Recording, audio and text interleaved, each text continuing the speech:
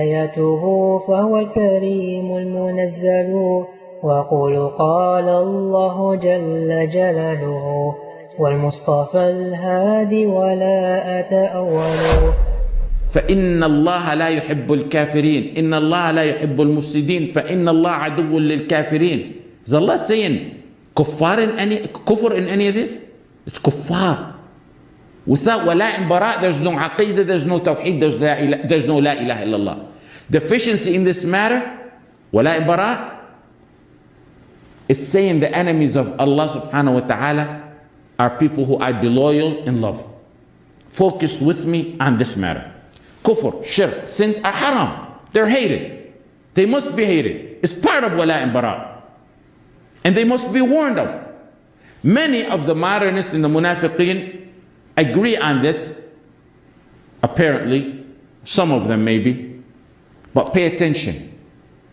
If you look carefully and study in the Quran and analyze the verses on this matter, and it's from the wisdom of Al-Alim, Al-Khabir, that the Quran rarely mentions hate towards shirk or kufr or sins itself, except in some, even though it's hated and it's part of wala and bara.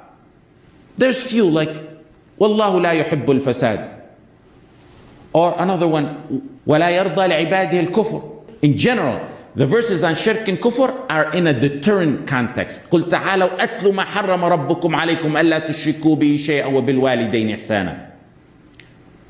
Allah subhanahu wa ta'ala is deterrent from the sins.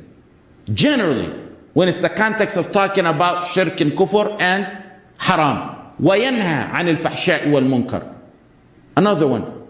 قُلْ إِنَّمَا حَرَّمَ رَبِّيَ الْفَوَاحِشَ مَا ظَهَرَ مِنْهَا وَمَا بَطَنَ. Your tawheed is not tawheed without despising shirk itself. Yes. Yet the overwhelming majority of the verses are focused on mentioning the despising of kuffar themselves, even though despising both is part of wala and bara and part of Islam. The focus is on despising the mushrikeen and kuffar themselves. And that is exactly the opposite of what the surrenderous munafiqeen are doing today. And they have an agenda behind that. If there was no verse in the Quran on the bara'ah from kuffar themselves and what they worship other than what Ibrahim alayhi salam mentioned, it would be sufficient, more than sufficient. قد كانت لكم أسوة حسنة في إبراهيم والذين معه. You have an example, an excellent example in Ibrahim and those with him. إذ قالوا لقومهم إنا براء منكم ومما تعبدون من دون الله. They said to their people, we fully disassociate ourselves from you. إنا براء منكم. We free ourselves from you. إنا براء منكم. We disown you. إنا براء منكم. We shun you. ومما تعبدون من دون الله. And we free ourselves from your shirk. We disown. ومما تعبدون من دون الله. We disown ourselves from your shirk. ومما تعبدون من دون الله. We shun your shirk. So it's them and their shirk.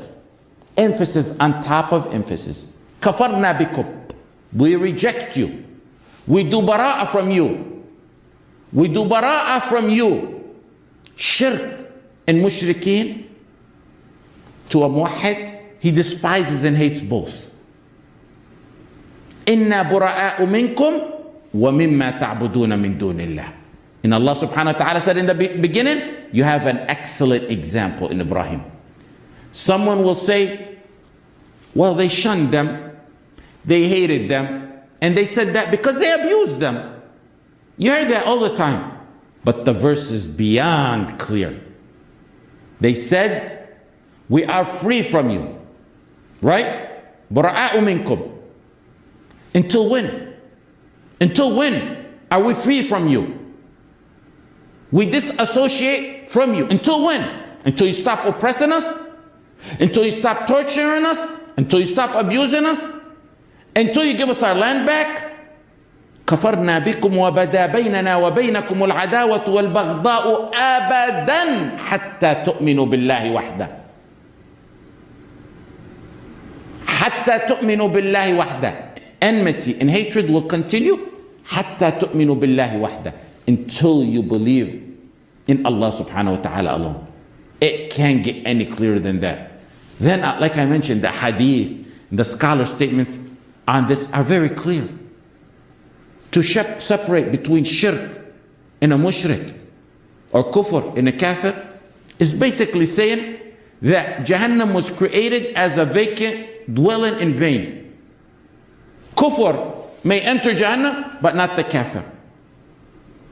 Their deviance means Jahannam will be vacant of mankind. الشافعي ومالك وبحنيفة ثم أحمد ينقل فإن اتبعت سبيلهم فموفق وإن ابتدعت فما عليك معول.